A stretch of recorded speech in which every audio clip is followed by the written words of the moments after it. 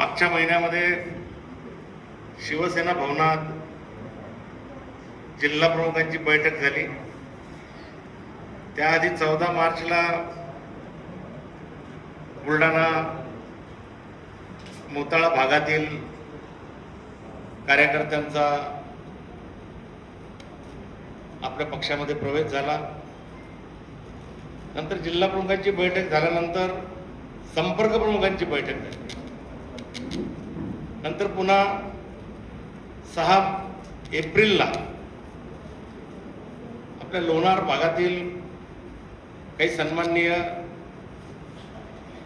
काँग्रेस पक्षाच्या, भारतीय जनता पार्टीच्या अनेक पदाधिकाऱ्यांचा, सरपंचाचा, आमचे राजू बुधवत तालुका प्रमुख या ठिकाणी आलेले। चांगला एक मोठा पक्षप्रवेश सोहळा झाला। परंतु आपल्या पक्षामध्ये इतर पक्षातून लोक येत आहेत हे किती लोकांना माहित आहे, त्याची कुठे चर्चा आहे का? परंतु जर पक्षातून लोक चालले तर या ठिकाणी भगदाड, या ठिकाणी महास्फोट, मोठमोठ्या बातम्या देणं हे विरोधकांकडून सातत्यानं होतं।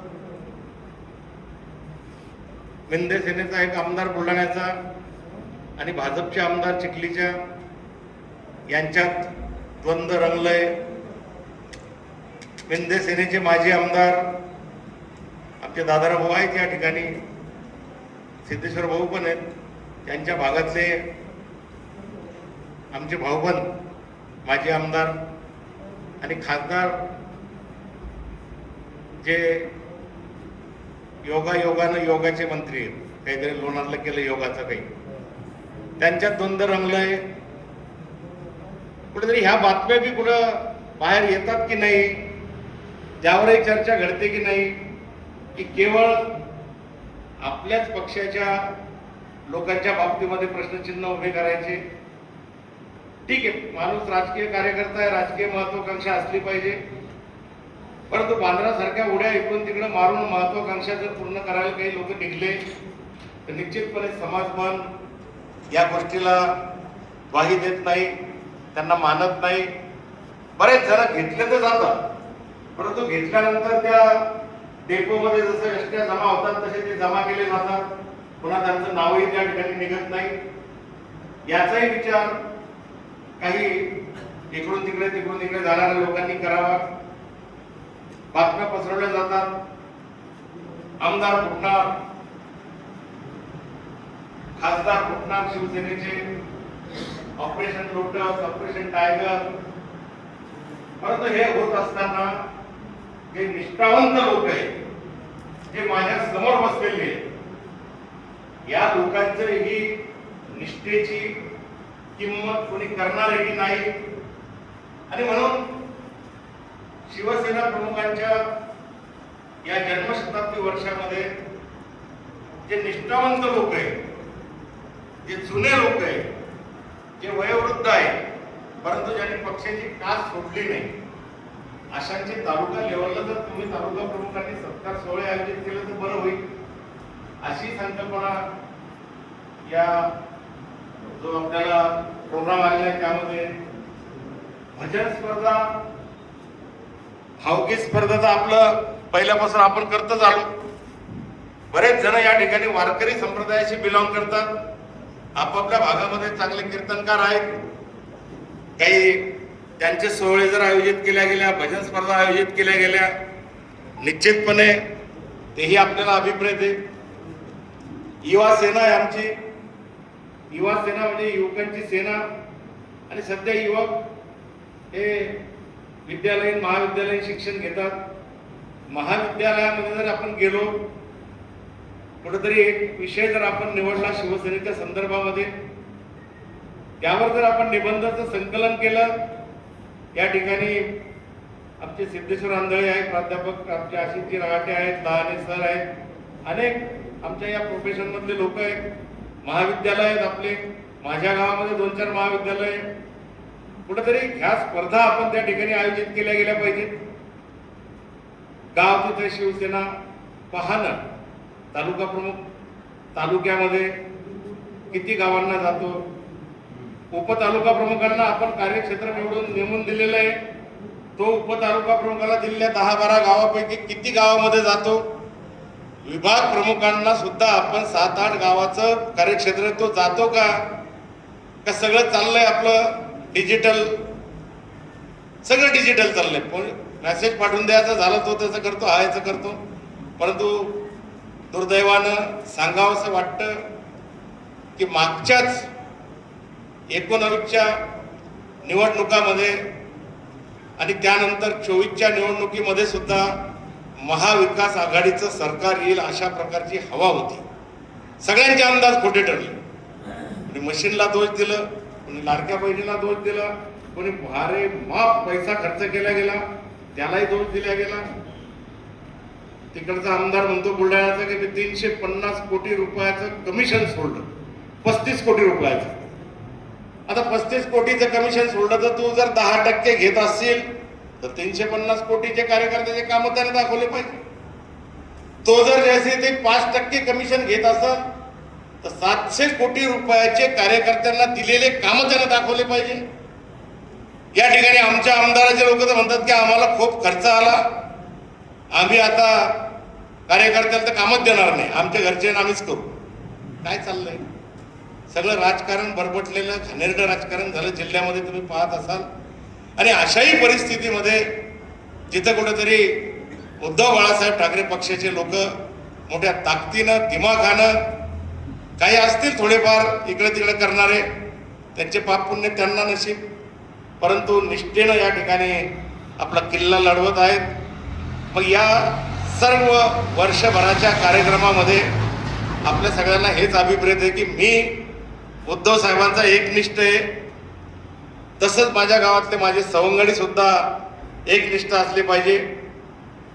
माझ्या चिखलीत मी राहतो म्हणजे मी की तालुक्याचं नेतृत्व करत नाही. जिल्ह्याचा संपर्क प्रमुख म्हणून मिरवत असताना किंवा जिल्हा प्रमुखांना जिल्हा प्रमुख म्हणून मिरवत असताना जिल्हा जर सुदृढ झाला तरच त्यामध्ये आनंद आहे. नाही तर जिल्हा प्रमुख जालेंद्र भाऊ बुधवत आणि सिंदखेडराजा देऊळराजामध्ये का आपण 3ऱ्या नंबरवर गेलो विधानसभेला, लोकसभेला आपल्याला बूथ प्रमुखाची याद्या मिळत नाही. गजानन वाघ घाटाखालचे जिल्हा प्रमुख, मग खामगाव शेगावमध्ये आपल्याला का याद्या मिळत नाहीत.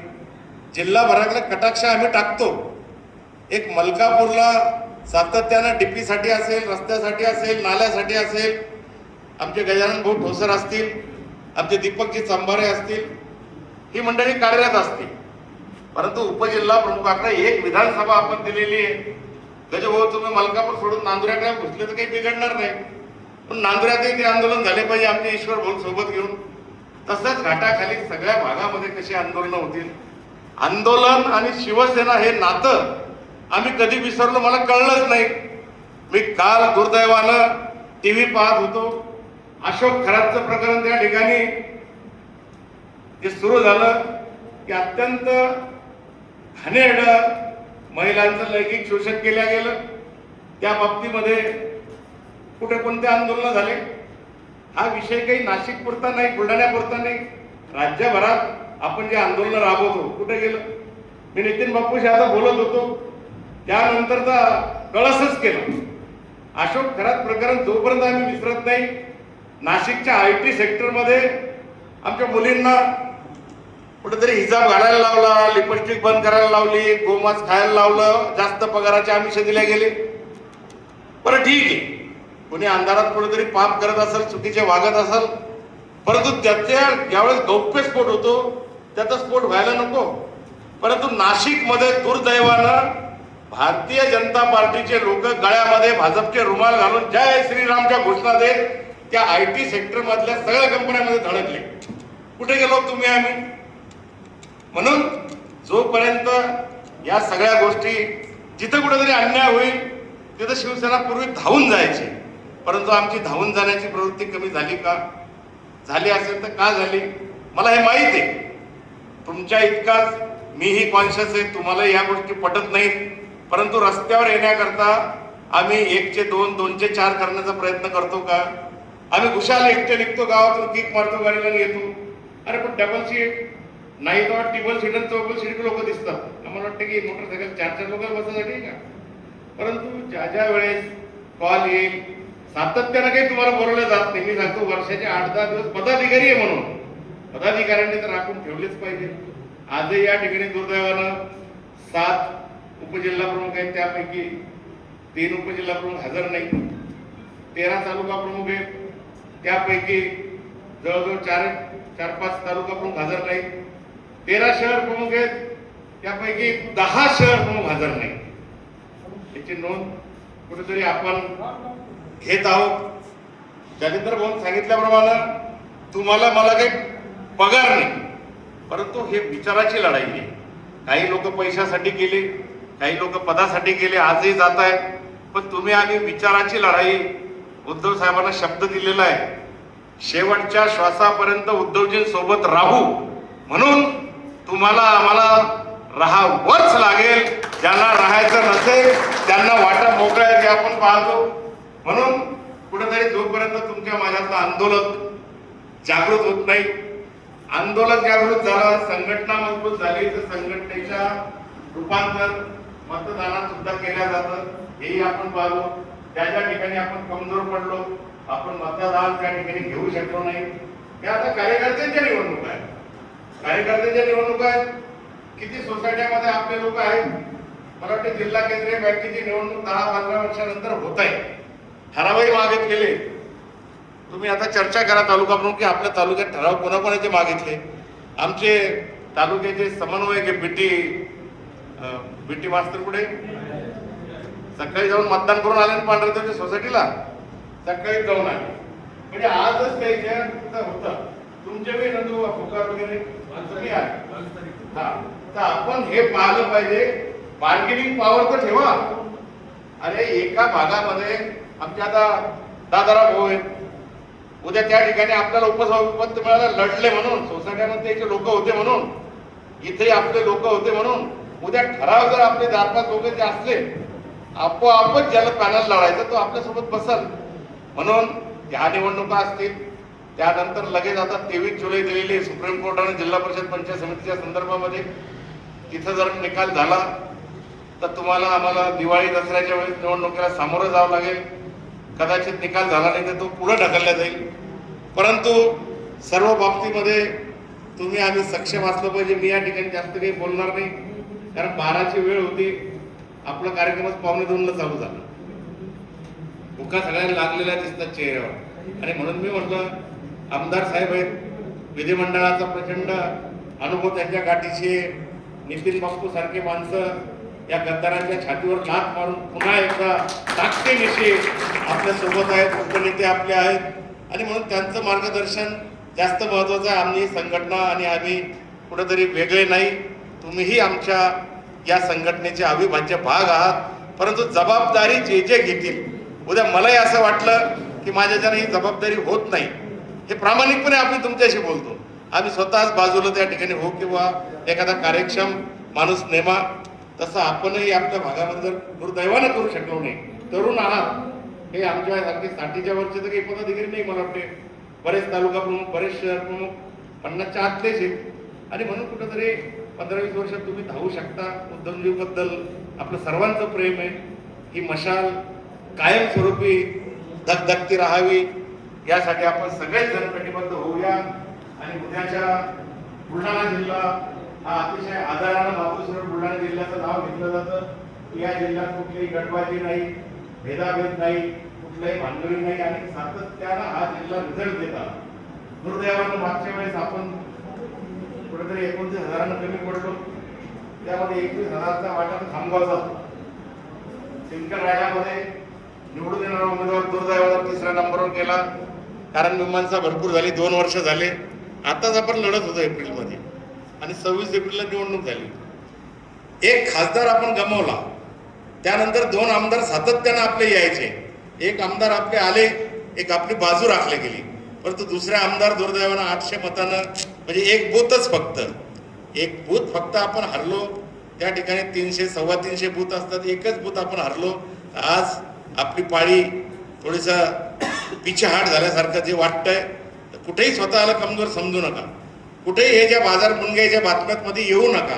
कोण फुटलं, कोण गेलं, महास्फोट झाला, स्फोट झाला, सगळे पैशाची भानगडी आहे.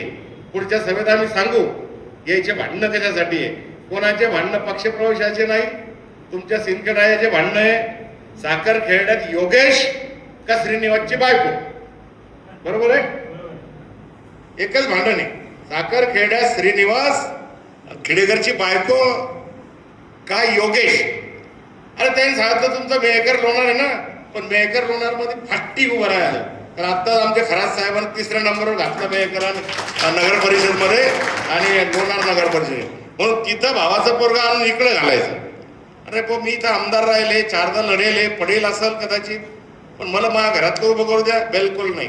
तुम्ही तिकडे राहा देऊळगाव, मग तुम्ही बी देऊळगाव राहिले, खाऊन सोडून इकडे पळू राहिले. सगळ्या पळापळी आहे, कोणाला विश्वास नाही, आत्मविश्वास नाही, त्याचं ते भांडण आहे. इकडं आमचे चिखलीचे आमदार अजून बुलढाण्याच्या आमदाराचे भांडणं कशाचे असू शकतात तुम्हाला चांगलं माहिती आहे माझ्यापेक्षा. नसेल तर नाही सांगा, मी सांगतो. सगळे इस्टेटीचे भांडणं, सगळे भूखंडाचे भांडणं, आणि म्हणून यावर दुर्लक्ष करून आपण कसे मजबूतीने पुढे जाऊ, सडेतोडपणे पुढे जाऊ, यावर आपण पुढच्या काळामध्ये लक्ष घालावं अशी विनंती करतो. लहाने सर हे आता शिक्षक मतदारसंघाची तयारी करतायत आणि त्यांनी त्यांचे फिरतायत. ते पक्षाने सांगितलं तुम्ही फिरा, चांगली तयारी करा, म्हणून त्यांना आता इथं तालुका प्रमुख आहेत. तालुका प्रमुखांचं तालुक्यामध्ये चांगलं वजनही असतं आणि जिल्हा परिषदेच्या शिक्षकांशी आणि आपले जे माध्यमिकचे शिक्षक आहेत त्यांच्याशी सगळ्या तालुका प्रमुखांचे चांगले संबंध असतात.